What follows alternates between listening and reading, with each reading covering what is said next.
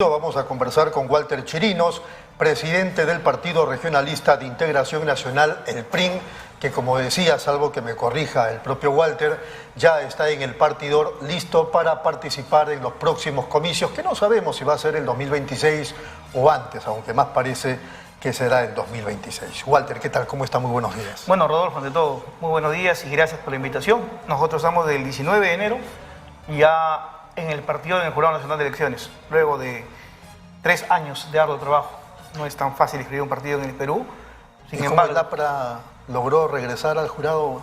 Bueno, el APRA es un partido muy antiguo, tiene bases en todo el país, tiene militancia, entonces es fácil cuando ya exististe volver a regresar. Lo difícil es armar de cero un partido, ¿no? Y en el caso nuestro, armar sin personas conocidas, sin líderes conocidos, sino armar con personajes o con líderes sociales de cada lugar. Vamos a tratar de desnudarte políticamente, no hay problema, ¿no? No, solamente políticamente. Muy bien, sobre todo con las preguntas de Rudecindo. ¿Cómo nace el PRIN? Así brevemente. Bueno, nace en la ciudad de Juliaca, en Puno. Claro, por supuesto, yo nací en la vida política muy jovencito, a los 14 años. A los 23 estaba decepcionado de la vida política. ¿A qué grupo pertenecías? Soy liberteño. ¿Aprista? Sí, nazco en la Juventud Aprista. Nunca milité en el APRA, pero yo estuve como dirigente en la Juventud Aprista, llegué a ser secretario general departamental de la Juventud Aprista peruana. Tengo una formación y bueno, tuve un maestro personal que fue Julio Garrido Malaver, que fue senador de la República, poeta, escritor, pues el lado donde ingreso, ¿no? Porque fui a que me prorroguen. Pero a los 25 te decepcionas. 23. ¿Por qué? Correcto, ¿por qué? Porque se venían haciendo malas cosas. Por ejemplo.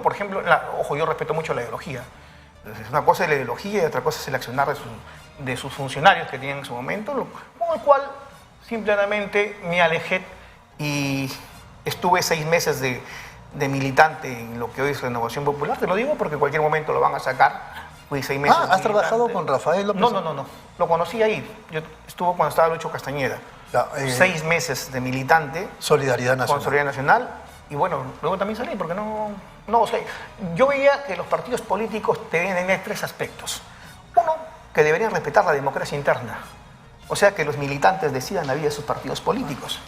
2, que deberían formar a sus cuadros, porque es muy fácil traer, oye, tú eres abogado, sí, ocupa tal puesto. Pero ahora, no forman cuadros porque no quieren sombra. Ahí vamos, ¿no es cierto? Entonces nosotros, esa es la idea, el segundo punto, porque formamos el PRIN. Entonces, es formar a los cuadros. Formar a los cuadros significa, oye, esta es la herramienta para cuando llegues tú, sepas gestión pública. Porque puedes ser muy buen médico, pero cuando vas a administrar salud, no conoces la administración pública. Hay que formarte antes de. Y la tercera es que el partido debe mantenerse vivo, o sea, no ser un partido que se reagrupa cuando hay elecciones. También has estado en el PPK. Claro, yo estuve. Peruanos por el Cambio. Claro, no fui militante. Postulé al Congreso y justo nos conocimos por Rudecindo. Entonces, y los partidos eran lo mismo, ¿no? Cerrados, no abres afuera, haces un plan de gobierno para 5 años, cuando los partidos políticos deberían ser los visionarios. O sea, nosotros tenemos ahorita una comisión de plan de gobierno que la preside el doctor Marco Tulio Gutiérrez. Nosotros hicimos primos en el partido, en este caso el primo Marco Tulio, que estamos yendo en base a lo que el Estado mismo está haciendo hacia el 2050, un plan que condena la política de Estado. Porque si tú no le das vida a tu partido político y lo mantienes ahí desde el distrito, la provincia, la región, entonces te termina siendo pues el partido que a última hora, oye, ¿qué ponemos para el plan de gobierno? Porque el jurado nos exige. No, pues. Última pregunta antes de la interrogante de Rudecindo. ¿Quiénes son los fundadores del PRIN? Vas a encontrar entre los fundadores solamente conocidos a ver a Celina Palomino, que fue congresista de Alejandro Toledo. República, sí, en la época de Toledo, que fue la primera presidenta que investigó a Odebrecht en su momento. Marco Tulio Gutiérrez, que te he dicho. A ver, Lucho Tábara en Piura, Pedro Cisneros en Chiclayo, Richard Bacón en Cajamarca, todos provincianos, Ernesto Mamani en Puno, y todos los nombres que te sigo a seguir dando son prácticamente desconocidos para la vida política. Rudecindo, por favor. Walter, escuchándote, mi primera pregunta va, si uno tuviera que pensar incluso la parte ideológica lo voy a dejar. Tú sabes que gráficamente a veces los peruanos decimos izquierda, derecha, centro, extrema derecha, extrema izquierda. en ese gráfico simple, ¿en dónde se ubica el PRI? Al centro de ellos. Siglo XVIII, izquierda-derecha. Pasa siglo XX, centro-derecha o derecha extrema o derecha misma. Bueno, yo me ubico al centro, ¿por qué? Primero porque... Todos ahora se dicen del centro, ¿no? Sí, pero hay que ver Hasta el APRA. decir por qué. No, mira que hace poco el fujimorismo dijo que no eran extrema derecha, sino que son de centro. Y ya después han dicho Populista. centro derecha. Bueno, yo no... Y fíjate, y tú que conoces a Rafael López Aliaga, de Renovación No, Popular, él a la semana siguiente dijo... Soy de centro. De centro izquierda. Sí, Ni siquiera centro dijo izquierda, de sí, centro, sí. de centro izquierda. Bueno, está de moda tomarse o ponerse el nombre que uno quiere. Cuando a mí me han preguntado y me han insistido si soy de centro derecha o centro izquierda, yo he dicho soy centro regionalista. ¿Por qué? A ver, el siglo XVIII, la Revolución Francesa nos dice que son los de izquierda los que van a favorecer al pobre y los que son de derecha son los que van a favorecer al rico. Oiga, hay dos cosas. Primero, para que usted pueda distribuir, hacer una distribución de una justicia social, de recursos para educación, para salud, para mejoramiento de infraestructura, ¿qué necesita? Riqueza, recursos económicos. Y los recursos económicos no caen del cielo, hay que generarlos. Y se genera a través ¿qué? De la inversión pública, perdón, de la inversión privada. O sea, tienes que hacer que la empresa invierta para que tú puedas recaudar y luego distribuir. En un lado se ve de derecha cuando hablo de protección a la empresa, la inversión privada, y por otro lado se ve de izquierda cuando digo una justa distribución de recursos. Si tú no tienes recursos, ¿qué distribuyes? Hambre, miseria, pobreza, etc. Entonces, por eso soy centro-centro. ¿Y por qué regionalista? Porque somos un partido que se emergió de una de las provincias donde en la mayor parte de empresarios son emergentes, como es Juliaca, como es Puno, ¿no? Donde por más que digamos que no, que son Rojo del Sur, no. Vais, este es Puno, Juliaca, que ustedes conocen. Entonces, siendo un partido de centro, con una vocación regionalista, eso lleva a un tema grande, que es la descentralización del país. Así es. Bien. ¿Cuál es la propuesta de ustedes respecto del actual proceso de centralización? Mira, sabemos que la actual regionalización no es como tal, o sea, no es como la pintamos. Es que no hay regionalización. Lo que ha habido es que al departamento se le ha dicho que es regiones, incluso Baluarte acaba de decir, a mandar dentro de su comunicado los departamentos, o sea, todavía no se olvidan de, ¿no? O sea, un gran error porque ya hace muchos años Es que no hay regiones, no existe ninguna región en el Las Perú. regiones van a existir cuando tú le des realmente su autonomía económica. En la actualidad depende de lo que el ministerio, tú has sido ministro, ¿no es cierto? Más aún soy el que impulsó el proceso de centralización ¿No es cierto? actual. ¿Qué pasa? Por eso te digo, no existe ninguna No existe, región. porque tengo que decirle al Ministerio de Vivienda, apruébame pues mi carreterita, mi vereda. Y luego, ¿queda aprobado? ¿A dónde se va? Al MEF. Y el MEF dice, a ver, vamos a ver. Cuando te dice, vamos a ver, pasaron 2 años y tu expediente técnico ya no sirve porque ya los costos han variado y tienes que regresar a cero. Entonces, eso no es regionalización, porque estás dependiendo nuevamente del centralismo. Lo que han hecho es toma plata, paga, ¿no es cierto? Paga pues a los personal, qué sé yo. Pero fíjate, en una visión práctica, o sea, en este momento, después de 20 años de centralización, entendiendo en este momento como elección de autoridades departamentales, ¿verdad? O sea, vamos a entenderlo de esa manera, con la claridad. Hay muchísimos problemas, más aún, casi como que se ha tratado de decir la corrupción que hoy existe en los departamentos es debido al proceso de centralización. Y por eso algunos dicen hay que revisar toda la descentralización. ¿Cuál es la postura de Bueno, ustedes? pues si usted se da cuenta, la herencia de la corrupción no es de las regiones, viene del centralismo. Entonces, si en casa el papá no es correcto, los hijos tampoco van a ser correctos, porque van a tener esa formación. Aún más cuando tenemos movimientos regionales que aparecen y desaparecen, ¿no? Y al final se les culpa a los partidos políticos que tienen mucho que ver en esto, ¿no? Entonces, viene lo siguiente, y lo que dije hace un momento, no están preparados. O lo hacen por negligencia o lo hacen por aprovechamiento político, porque en la política en los últimos 30 años se han convertido, pues, donde, como decía Ángel La Torre, hacen vil negociado de la política, ¿no? Entonces, si nosotros vemos que los políticos no son de formación ni de vocación, sino porque entran, porque yo soy empresario, pero quiero salvar al país, ¿no es cierto? Son los primeros en que cometen hacen sus negociados políticos. Y eso ocurre en la provincia. Y entonces, una pregunta ahí. ¿Sacrificas al actual proceso de centralización, lo reformas para fortalecerlo? Hay que fortalecerlo con reformas. No vamos a sacrificarlo, lo que tenemos que es fortalecerlo. Y tenemos que ir fortaleciendo, por ejemplo, convocando, oiga, ¿podemos volver a la región Grau, Piura con Tumbes, para fortalecer 2 departamentos? ¿Podemos fortalecer la región nororiental del Marañón con Lambayeque, con Cajamarca y Amazonas? Eso va a ser complicado porque no quieren. Esa es la gran tarea de los partidos políticos, porque acá tenemos que ver el interés no de una región, sino cómo desarrollamos todos en conjunto. Porque si yo tengo lo mío, está bien, tú lo tienes, pero no vas a desarrollar solo. No vas a desarrollar, ojo, no estoy yendo a la parte federativa, ¿cierto? La cuestión regionalista, claro. Entonces, es cómo convences a la gente que si tú tienes un sol y yo tengo un sol, juntados los dos soles podemos crecer más. Si tú tienes recursos que me vas a vender a mí, yo tengo recursos que te voy a dar a ti, o los dos podemos mejorar nuestra producción y sacarlo para afuera y podemos mejorarnos. En realidad, construir regionalización es un tema absolutamente complejo que no depende de una ley del Congreso. Así es. Requiere de muchísimo proceso, mucho más. O sea, el tema de las regiones que se formaron a fines del gobierno aprista, las 11, fracasaron no solamente por un tema del golpe. O sea, el golpe del 5 de abril de Fujimori terminó disolviendo los gobiernos regionales. Aparecieron los cetares. Claro, y aparecieron los cetares. Y luego hubo el intento de crear regiones apresurado, a mi modo de ver, el año 2005, que también fracasó en el referéndum. Pero este es un proceso largo y lo entiendo de esa manera. Claro, por eso le estoy diciendo que es concientizar al poblador. Más que las leyes, en el Perú tenemos buenas leyes. 29.000 leyes que tenemos. El problema está en que no se cumplen justamente porque antes de que tú hagas un estudio abajo en campo.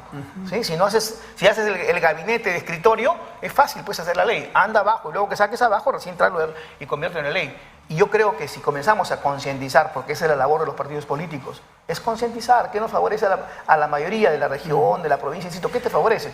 Y entonces, fíjate, con esa lectura que ustedes tienen, ¿cómo ve el partido regionalista al actual gobierno de Dina?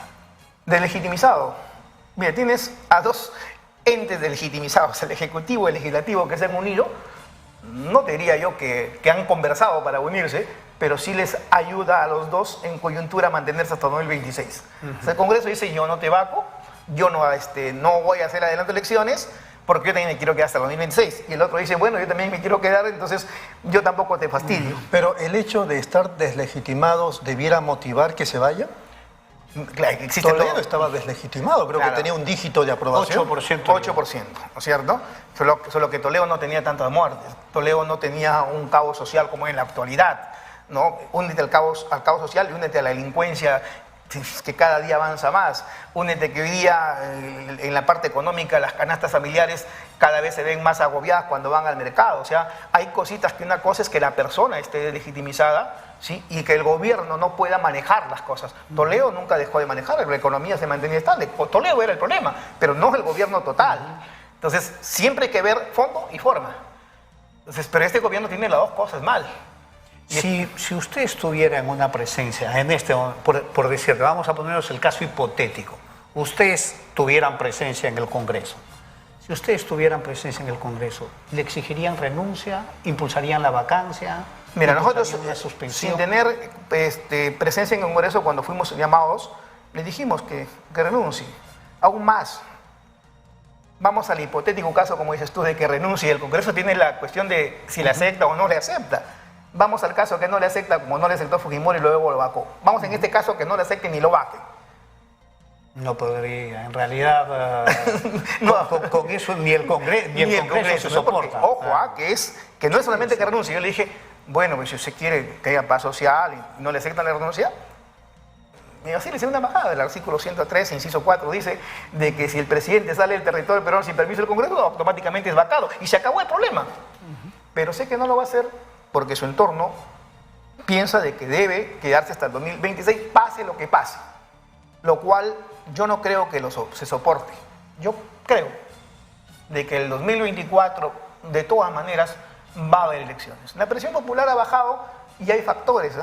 Hay factores por los que ha bajado. No crean que ya bajó porque, bueno, pues las cosas están bien. No. Estamos viendo desastres en el norte, muy fuertes. Mis hermanos del norte que nos están viendo, mi solidaridad con ustedes, soy liberteño. Entonces, y en el sur también hay problemas también de clima. Entonces, eso ha bajado la tensión, pero no significa que ha desaparecido. No, para nada. Entonces, pero cuidado, que cuando el mar se repliega, vuelve Porque fuerte. regresa con fuerza. Entonces hay que tener mucho cuidado en eso. ¿Tiene antecedentes Walter Chirinos del ámbito judicial, penal? Sentencias ningunas. En procesos judiciales, en fiscalía estuve por un proceso de que no sé cómo llegué ahí. Después tuvieron que sacarme del proceso porque, bueno, todos se conocían excepto yo. No estaba entre sus... ¿No tiene problemas de alimentos, nada? No. A la tienda ya he pagado hace poco. Oye, vamos a la pausa y regresamos para seguir conversando con el presidente del PRI.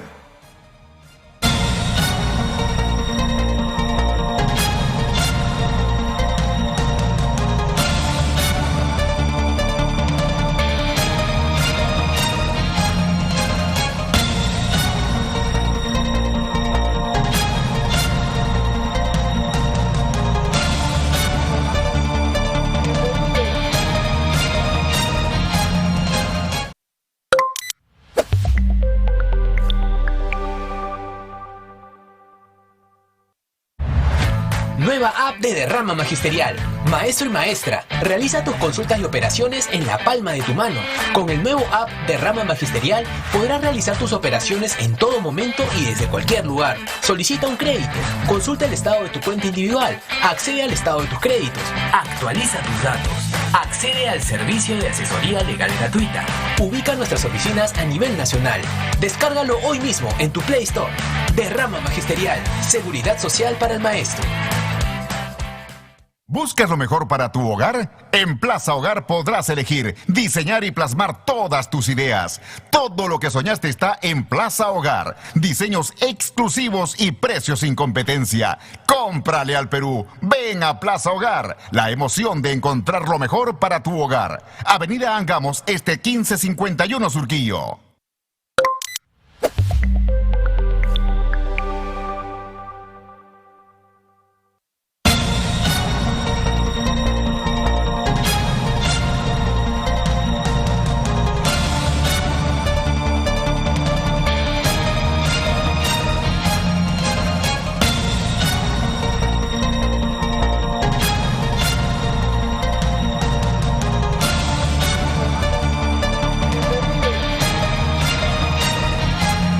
Muy bien, seguimos aquí en Nativa Nos Conecta, esto es Pulso Informativo, estamos conversando con el presidente del Partido Regionalista de Integración Nacional, el PRIN, nada menos que Walter Chirinos. Le preguntamos antes de la pausa si tenía antecedentes policiales o judiciales, ya nos dijo que no, y la otra pregunta sería si es que tiene amistades peligrosas. Claro, Marco Tulio, que es nuestro amigo, pues no puede ser una amistad peligrosa, pero la pregunta creo que es válida. Bueno, en los años que tú tienes en política, como operador político, pueden que sean amistades peligrosas, pero el problema es cuánto de complicidad podrías tener con ellos. Porque yo puedo ser amigo de Rodecindo, pero los primeros Rodecindo yo no participé con él, ¿no es cierto? Como dice Rodolfo, tampoco ni con Roberto ni con Juan. ¿Cuánto estuviste cerca o fuiste partícipes? Yo conozco mucha gente en el grupo político. Muchos de ellos tienen problemas, son problemas personales, pero hasta ahí nomás, no estoy involucrado. Correcto. Quizás ahí, pero fíjate, ahí hay un tema bien interesante que lo acaba de plantear Walter. Y lo que hemos visto en la política y de todos los partidos, ¿no? O sea, no hay partido de cualquier tendencia, no hay partido que en campaña, lamentablemente, no ponga en su oferta electoral a los ciudadanos a candidatos con un montón de denuncias. Entonces, claro, es como que fue una necesidad de poner gente con denuncias. El líder, como tú dices, yo no lo conozco, pero ese pues tiene su pasado. Entonces el partido tiene que hacer una propuesta también limpiando a los que tienen un pasado. Para eso ya están los servidores, ¿no? En nuestro caso existe la Comisión Nacional de Ética, nacional, regional, provincial y distrital, que cada uno en sus escalones son los encargados de todos los partidos tienen eso. Sí, pues una cosa es que lo tenga y otra cosa es que eres cómplice cuando no solamente que sabes, sino que lo sales a defender. En este caso no, pues el partido se vuelve cómplice cuando sabes que alguien ha cometido un error o un acto de corrupción y sales a defenderlo. Cuando lo contrario sería, oiga, tienes doble pena, la del partido que te va a sacar y la de justicia que ¿Cuál tienes que sería la propuesta del partido si encontraran, por ejemplo, dentro de los candidatos personas que pasaron los filtros? Está dentro del estatuto, está dentro del reglamento de ética, sacarlo de la contienda. sacarlo a la contienda. Si la has probado, sácalo. El problema no tampoco es, oye, fulano y tal tiene, ¿no? No, pruébalo. Si estás probado, sácalo. Eso está dentro del reglamento interno del código de ética del partido. Y dos, es que el partido debe denunciarlo. O sea, acá la cuestión no se trata de solamente lo saco, sino lo denuncio por la imagen del partido. Porque los partidos políticos, como tú lo dices, lamentablemente cada vez se han ido perdiendo su credibilidad y todo lo que se han manchado porque se quedó callado, se vuelve cómplice o defendió. Y de ahí pues la frase de Otorongo no come Otorongo, ¿no? Entonces la idea de nuestro partido, o sea, lo que nosotros planteamos como partido es, oye, no solamente lo saques, denúncialo, ¿sí? Y cóbrele una indemnización porque afectó la imagen del partido, porque el partido no es una persona. Correcto. Una pregunta a la mesa, y ya regresando al tema de la presidenta Dina Boluarte, y más allá del tema de si está o no deslegitimada, y es evidente que sí lo está. Los problemas aparentemente complicados para ella, que la van a vincular en algún momento con los tribunales, es el financiamiento de su campaña, que la habría hecho con dinero debajo de la mesa. Ella lo ha negado en un principio, ahora por lo que vamos conociendo del Comercio, la República, los informes de la televisión, es imposible que ella niegue que sí hubo financiamiento y que sí hubo personajes que cuando ella dice las retiré, está probado ya, el Comercio lo acaba de probar, por ejemplo, en una investigación, que con esas personas trabajó desde abril del 2021, incluso hasta después que fue electa, ¿no es cierto? Electa. Bueno, en ese contexto, ¿qué podría pasar? No digo porque tengan una bola de cristal, pero sí tienen análisis ambos. ¿Qué podría pasar con la presidenta en estos días o semanas? Hay que considerar incluso que el jueves van a tocar el tema de la moción de vacancia, pero por el tema de los muertos en las manifestaciones. Rudecindo. Mira, como tú sabes, yo tengo una opinión muy crítica del actual gobierno. Sí, pero estos son temas nuevos, ¿eh? Sí, pero lo que quiero decirte es lo siguiente. Para mí, en el caso de la presidenta Dina Boluarte, hay tres aspectos que se van a ir sumando. El primero de ellos es los asesinatos por los cuales va el tema de la vacancia. Siento que ese tema, lamentablemente, que debería de ser un hecho protagónico, fuerte, histórico en la decisión del país, por la forma como está llevándose hoy el Congreso, siento que lo van a pasar. O sea, vamos a decir, el Congreso no se va a poner de costado, sino que le va a dar su respaldo. Y por lo tanto va a sortear este pedido de vacancia. El segundo gran tema es los fenómenos naturales, ¿verdad? El fenómeno del Niño, este daño que nos ha hecho esta semana. Es oxígeno para el gobierno. Es un oxígeno para el gobierno, pero como he dicho, es un oxígeno engañoso. En balón. Porque es un oxígeno que le va a durar un par de meses, seguramente, porque en un par de meses se va a comenzar a ver la ineptitud, la ineficiencia y la incapacidad para resolver temas. Mira, gobiernos mejor organizados, mejor afiatados, han padecido y han sido desnudados en su incapacidad y en su corrupción. El caso del Forsur en Pisco, el caso de la Autoridad de la Reconstrucción, que ha sobrepasado varios gobiernos. No nos olvidemos el tema de Ordesur, el año 2001, ¿verdad? Y este fenómeno, no tengo la menor duda, porque este es un gobierno todavía mucho más lento y desarticulado. Entonces, se nos viene una cantidad de denuncias en este aspecto que dentro de poco seguramente van a hacer repensar a muchos si es que este gobierno debería o no continuar. Y el tercer gran tema es el de la corrupción. Porque el tema de la corrupción, seguramente cuando sea desnudado este gobierno y la propia presidenta, vamos a ver que la corrupción que hoy está saliendo es en campaña. Hay que ver qué es lo que ocurrió en el MIDIS, porque la gente que estuvo en campaña vino al MIDIS, y también lo que está ocurriendo en el actual gobierno. O sea, ya han ido sacando algún entorno familiar, entorno amical, entorno de paisanos. O sea, lo único que habría cambiado es que el entorno que tenía Castillo hoy es el entorno de Dina, solo que en el entorno de Castillo era defendido por la gente de izquierda en ese momento y hoy el entorno de Dina es defendido por el entorno de la derecha. Muy bien. Pero en realidad creo que estamos a días de que todo esto se envuelva en un paquete muy complicado. Walter, por favor. Bueno, lo he dicho casi todo, porque al final Dina viene con Castillo. Es ministra con Castillo, aparte de vicepresidenta. Una semana antes supuestamente se aparta. Y acá no hay que el delito de él me hace a mí, sino que han sido juntos. O sea, ahí sí ha habido una complicidad. El problema es que el Congreso lo va a tratar de mantener hasta donde pueda. Y luego va a tener que esperar como de Castillo, que comenzaron a salir todo, ¿no? Igual va a salir lo de Dina, porque son los mismos actores que están dando vueltas. O sea, no hay casi nuevos. No hay. Han estado escondidos, sí. Y eso van a salir, y luego el Congreso va a decir lo mismo que Castillo. Ojo, que el Congreso no vaca a Castillo por corrupción, ¿eh? Que debió haberlo vacado por corrupción, porque lo vaca por haber hecho el golpe de Estado. O sea, hasta en esto fue incapaz el Congreso de la República. El mérito se lo lleva ahí la Fiscalía, que hizo bien su chamba, hizo bien su trabajo. Pero el Congreso no esperó mucho. Y reflexión para los electores. Y ustedes saben qué partidos están actualmente en el Congreso de la República. Si vuelven a confiar en ellos, la responsabilidad es compartida. Muy bien, señores, han sido muy amables, muchas gracias, muy gentiles. Ustedes, muchas gracias. Ha sido nada menos que Walter Chirinos, presidente del Partido Regionalista de Integración Nacional, y con la compañía en este programa de Rudecindo Vega, exministro y analista político. Gracias por la atención, permiso.